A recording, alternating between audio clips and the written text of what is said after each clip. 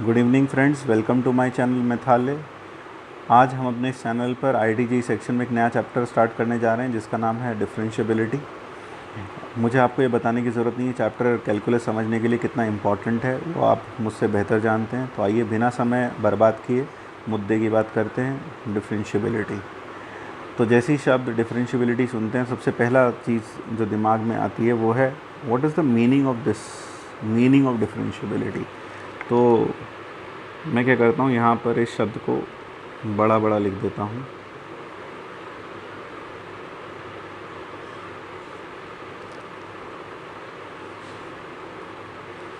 ये लिख दिया। अगर आप इस शब्द का संधि विच्छेद करें, संधि विच्छेद, तो it is made up of two things, two words. And what are those two words? It is differentia and ability. यानी किसी फंक्शन के डिफरेंशिएट होने की एबिलिटी को ही डिफरेंशिएबिलिटी कहते हैं। यानी कि हम इस चैप्टर में इस बात का पता लगाएंगे कि किसी फंक्शन में डिफरेंशिएट होने की एबिलिटी है या नहीं है। That is what we are going to decide upon in this chapter, whether a function can be differentiated or cannot be differentiated। तो उसके पहले हमें ये जान लेना पड़ेगा कोई फंक्शन किसी पॉइंट पर कब डिफरेंशिएट हो सकता है, उसके लिए क्या कंडीशन है। तो let us see when a function is said to be differentiable, a function f। तो कब कहेंगे ये फंक्शन f किसी पॉइंट a पर डिफरेंशिएबिलिटी एग्जिबिट कर रहा है।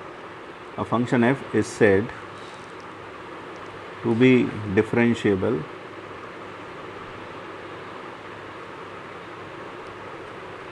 at x equal to a if we can draw a unique tangent to its graph। Unique tangent, लेकिन एक चीज़ याद रखें, यूनिक टेंजेंट भी कैसे? Unique tangent of finite slope, unique tangent of finite slope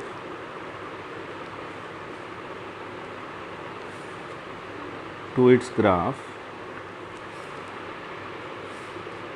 eight x equal to A.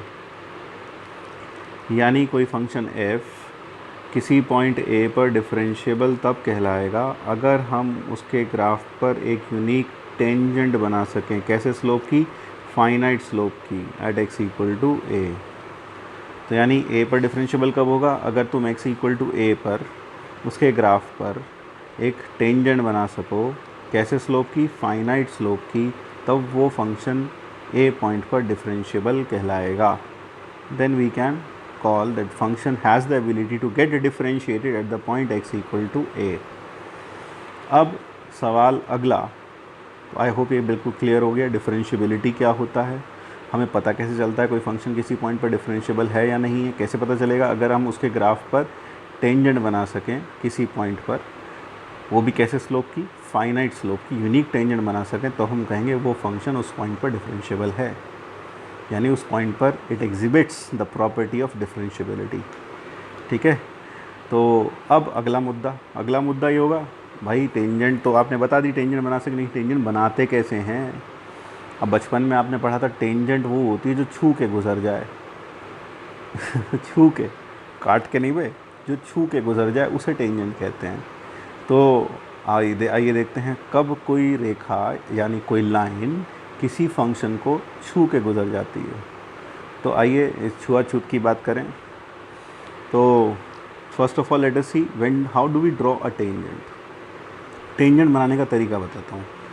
Tangent एक तरीके से ये कहना गलत होगा, टेंजेंट एक ऐसी लाइन जो फंक्शन को एक पॉइंट पर छू के गुजर जाए। This is not the complete definition. तो आप सोचोगे कि हमें बचपन में गलत पढ़ाया गया, नहीं पढ़ाया, गलत नहीं पढ़ाया उन लोगों ने, उन्होंने आपको सही पढ़ाया। असल में उस वक्त आप छोटे थे।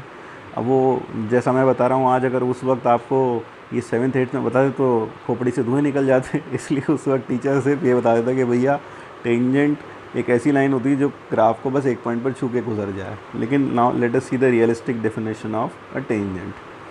तो first of all, suppose I want to draw a tangent to a curve at point P।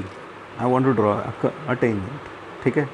If I want to draw a tangent, what do? I draw a chord, a secant rather. मैं एक secant बनाता हूँ. So this point is A. I take a point on the graph of y equal to fx. Suppose ये point है, मैं कह देता हूँ suppose this point is P and this point is A. So I take, और ये point है A, और मैंने एक पॉइंट लिया इसी ग्राफ पर A के राइट साइड में and that is A and I join P and A. So definitely I get a secant. एक सीकेंट मिल जाएगी मुझको. सीकेंट पता है क्या होती है? कॉर्ड का एक्सटेंशन होती है. कॉर्ड क्या होती है? अगर किसी भी ग्राफ पर कहीं पर भी दो पॉइंट ले लो, उन दोनों को जोड़ दो एक लाइन सेगमेंट से, then that line segment is called a chord and if you extend that chord on either side then it becomes a secant. तो ये कॉर्ड का एक्सटेंशन सीकेंट हो गई. So this is right hand secant. That is I can say right hand secant. क्योंकि भैया P के एक right तरफ हमने पॉइंट लिया तो ये राइट हैंड सीकेंट है. इसी तरीके से if I take a point on the left of this, तो if I take a point on the left of this, say I take a point, मैं यहाँ से एक काम करता हूँ, ये ग्राफ यहाँ दोबारा बना लेता हूँ और नहीं तो उसमें घिचपिच हो जाएगी. तो if I take a point, this is the point P and I take a point B on the left of it. तो दिख ही नहीं रहा है, तो चलो अच्छे से सुंदर सा ग्राफ बनाते हैं. सुंदर सुंदर. तो सपोज़ ये है पॉइंट P और ये हमने एक पॉइंट लिया यहाँ पर B. ठीक है, ये पॉइंट है A. तो हमने क्या किया, यही ग्राफ ले रखा है y इक्वल टू fx, और ये ग्राफ थोड़ा सुधार देते हैं, सुंदर बनाते हैं इसको भी. सुंदर नहीं लग रहा था. तो ये ग्राफ है y इक्वल टू fx, ये ग्राफ भी y इक्वल टू fx है. तो यहाँ पर आपने कहाँ पॉइंट लिया है? लेफ़्ट में. यहाँ पॉइंट कहाँ लिया है? राइट में. So you have got, this is a right hand secant, this is a left hand secant. अब क्या करते हैं, आप इस a को लगातार p के पास लेकर आएँ along this curve. You move this point two P along this curve. इस कर्व के ऊपर चलते हुए आप A को इधर लेके आएँ. तो डेफिनेटली जब आप A को इसके पास लाएंगे तो सीकेंट भी अपनी पोजीशन को चेंज करती रहेगी.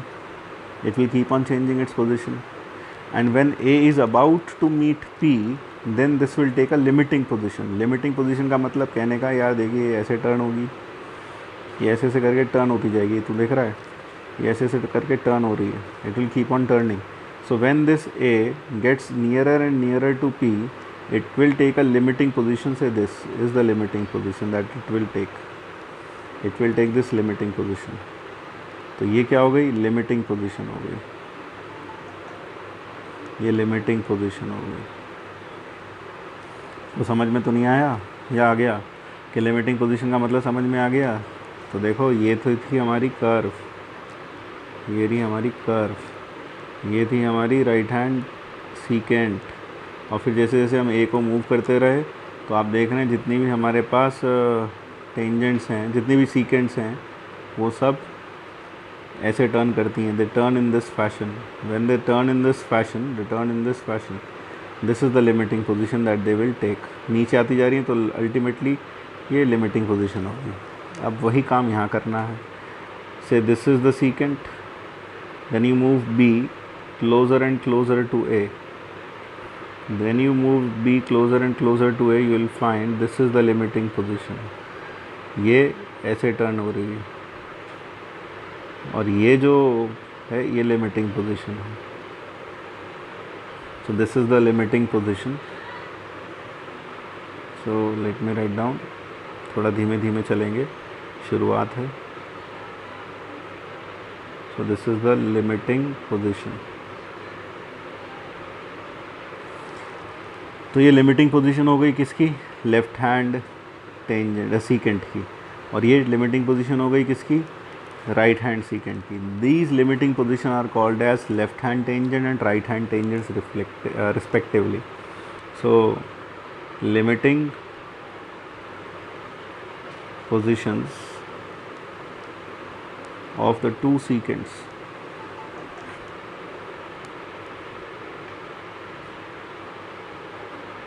are called as, तो मैं पहला इसको बोल रहा हूँ, दूसरा इसको are called as left hand tangent and right hand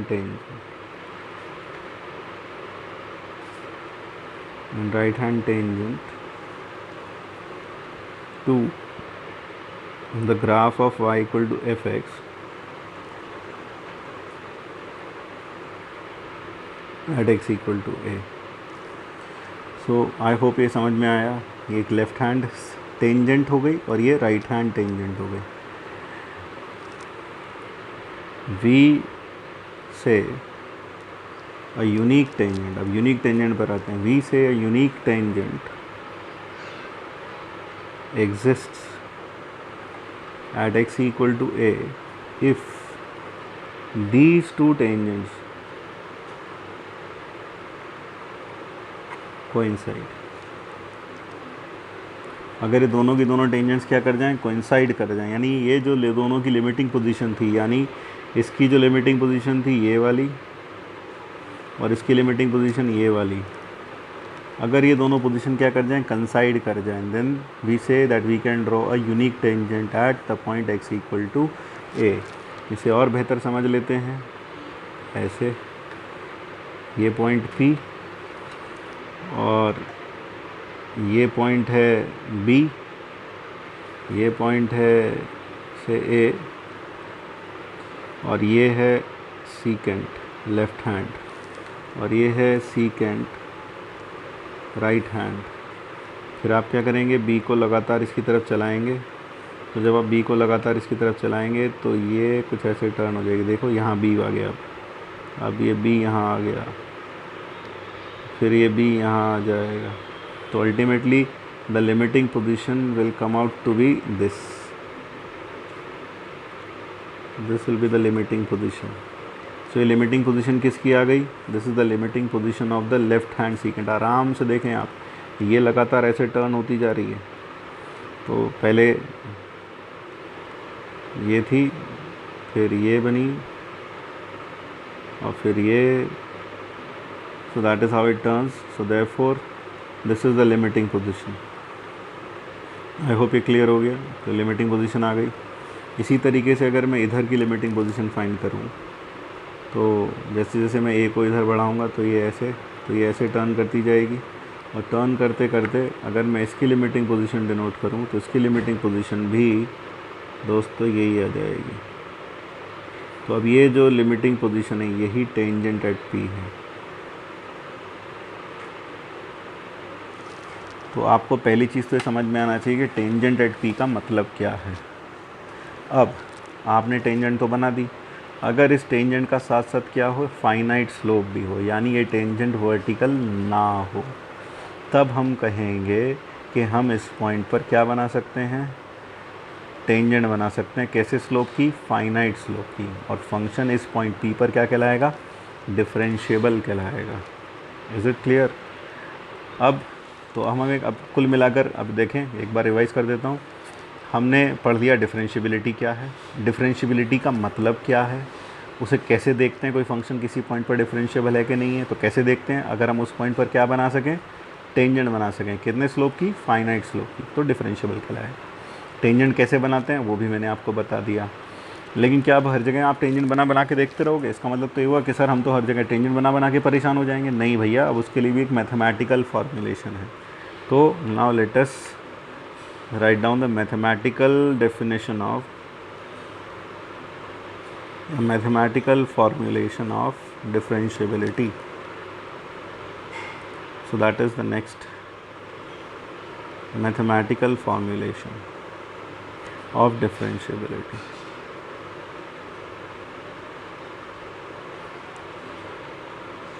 Now let us see how can we calculate whether a function is differentiable at a point or not.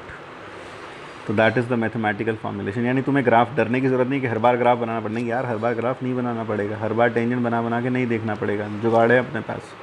तो देखो अब फिर से चित्र तो बनेंगे.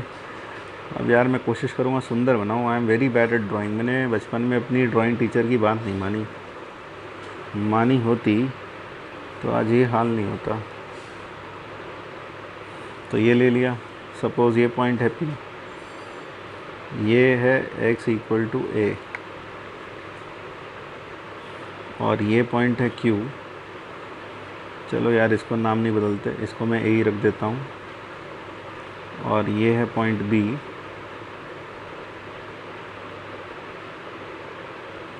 तो ये थोड़ा मैंने आगे लिया, B को थोड़ा इधर खिसका देते हैं। लेट मी खिसकाओ B on the right, a bit on the right, तो खिसकाउट B, so this is B. Now this is the secant and this is this secant, और ये पॉइंट क्या है P। तो सबसे पहले मैं तुमसे, ये ग्राफ किसका है भाई, y equal to F X का ग्राफ है। ये पॉइंट है A, और मैंने इसमें दोनों साइड पर एक पॉइंट ले लिया A और B। सपोज़ ये डिस्टेंस है H, this distance is H। समझ गए ना कौन सा डिस्टेंस, ये वाला डिस्टेंस क्या है, H है, ये डिस्टेंस H है। तो अगर ये डिस्टेंस H है तो इसके कोऑर्डिनेट्स क्या हो जाएंगे, अरे भाई ये डिस्टेंस, ये कोऑर्डिनेट्स क्या हो जाएंगे, A प्लस H, और ये क्या हो जाएंगे, A माइनस H। ये भी मान लेता हूँ ये डिस्टेंस H है, ठीक है, तो A माइनस H। तो आप मुझे बता सकते हैं कि P के कोऑर्डिनेट्स क्या होंगे। तो गरीब से गरीब आदमी बता सकता है P के कोऑर्डिनेट्स होंगे A कॉमा F है, और Q के कोऑर्डिनेट A के कोऑर्डिनेट्स क्या होंगे, A के कोऑर्डिनेट्स होंगे A plus H comma F of A plus H, और B के कोऑर्डिनेट्स क्या होंगे, A minus H F of A minus H, यही कोऑर्डिनेट्स होंगे। अब चलो मुझे बताओ what is slope of AP, slope of right hand tangent, that will be F of A plus H minus F of A, this is the slope of right hand secant I should say, divided by H, y2 minus y1 upon x2 minus x1। हर किसी को मालूम है, बताने की ज़रूरत नहीं है। इसी तरह से what is slope of BP, it is F of A minus H y2 minus y1, तो minus f a upon a minus H minus a, यानी माइनस एच। तो this is slope of right hand secant, slope of right secant, and this is slope of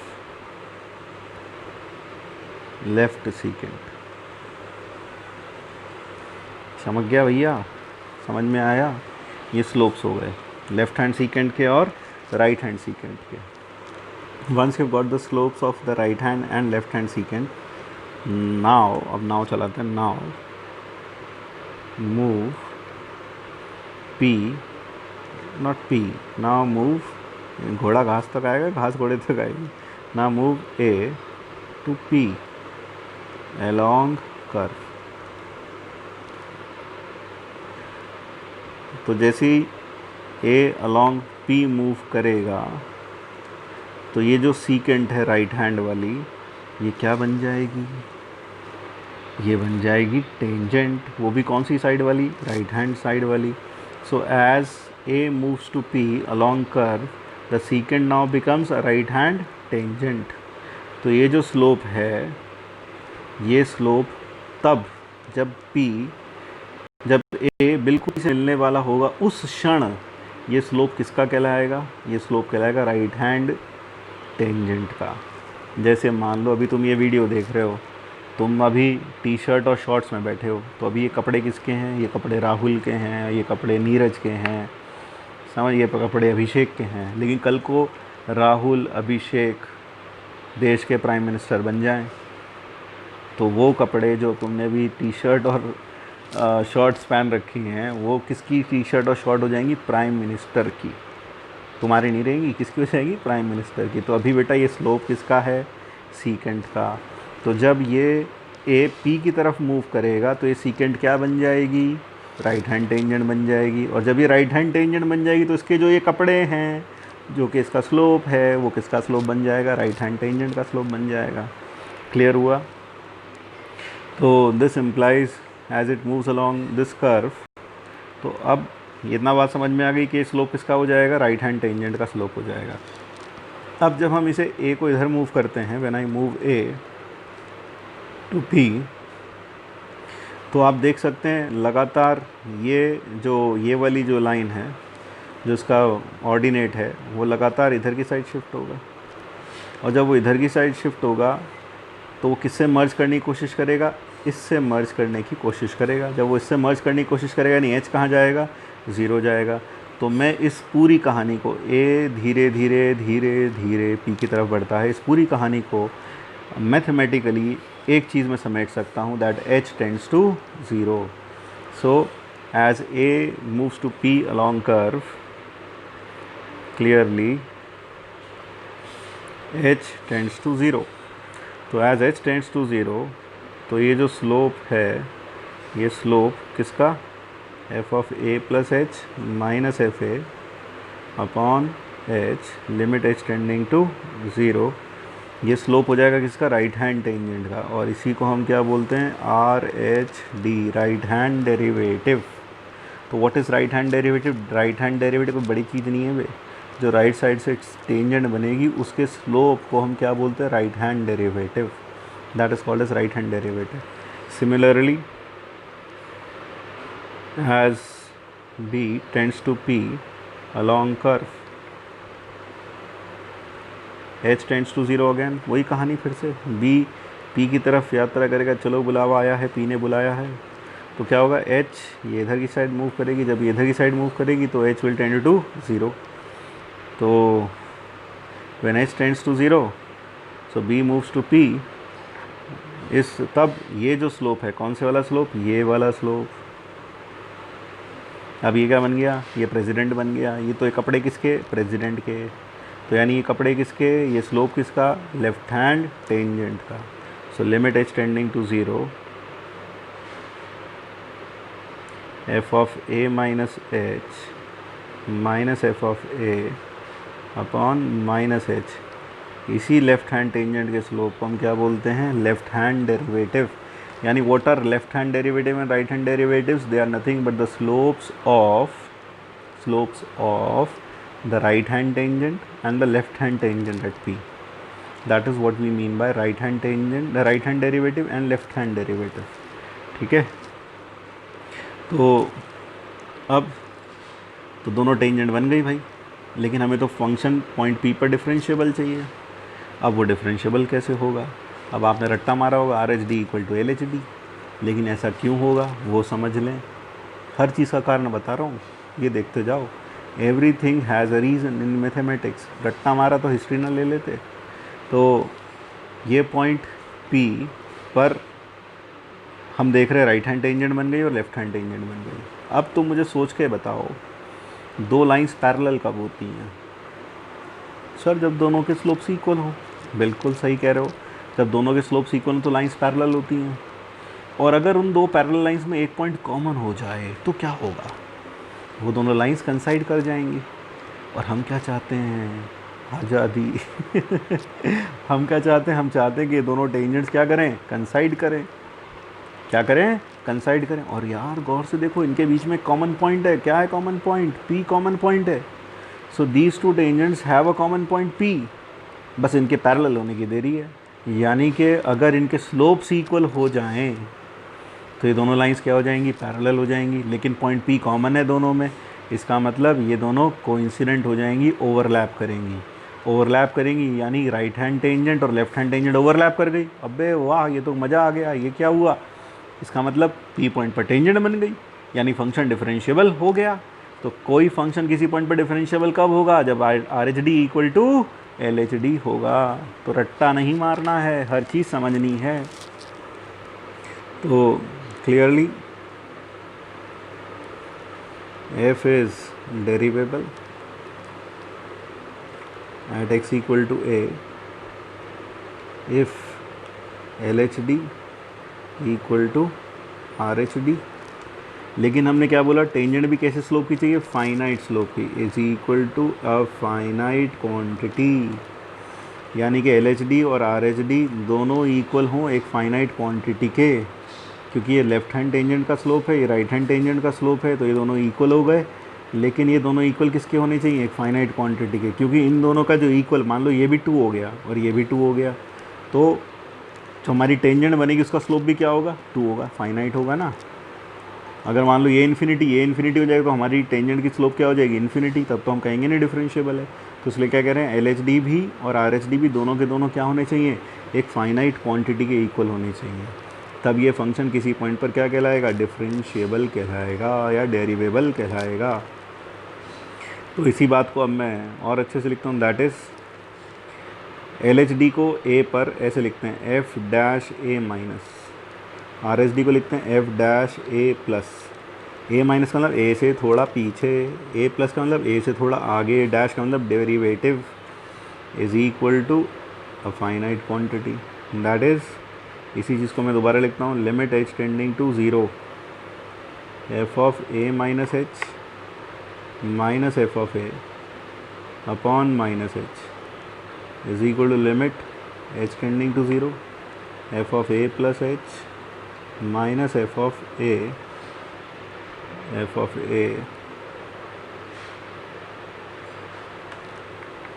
minus f(a) by h equal to AF(q)।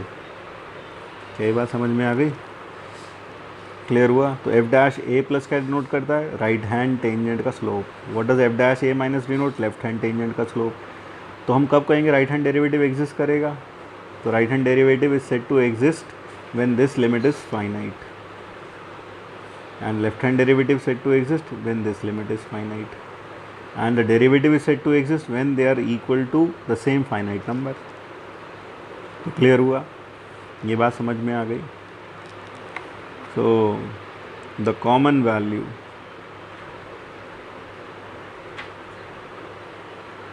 वो भी कैसी, finite, of F'(a plus and F'(a minus is denoted by F'(a), which is called as the derivative of f at x equal to a। So that is what we mean by derivative and differentiability। तो आपको ये समझ में आया कि derivative और differentiability क्या है। तो आज मैं इतना ही, थोड़ा थोड़ा करके आगे बढ़ेंगे। तो उम्मीद है आपको ये अच्छे समझ में आ गया होगा। डिफरेंशिएबिलिटी क्या है, LHD क्या है, RHD क्या है, कोई फंक्शन किसी पॉइंट पर डिफरेंशिएबल कब होगा, ये मैंने आपको सब कुछ बताया। आगे की चर्चा अगले वीडियो में करेंगे, क्योंकि अभी मैंने टाइम देखा, आपने भी देखा स्क्रीन पर 27 मिनट हो गए हैं। इससे ज़्यादा अपलोड होता नहीं है, बहुत मुश्किल होता है। तो bye bye, take care, meet you in the next video. लेकिन उसके पहले मेरे चैनल को सब्सक्राइब करना ना भूलें। अभी आपको स्क्रीन के ऊपर एक आइकन दिखाई देगा मैथाले के नाम का, तो आप उसे क्लिक करें और सब्सक्राइब करें। Thank you, meet you in the next video।